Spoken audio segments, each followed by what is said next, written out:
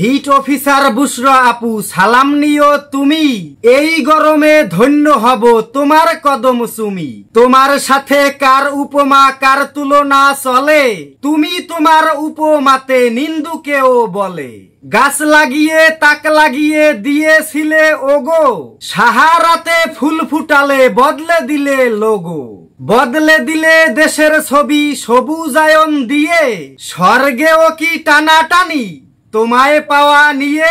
তোমায় পেলে তোমার কাজে বদলে যাবে সবই, কুল হয়ে যায় ফুল হয়ে যায় আগুন জ্বলা রবি।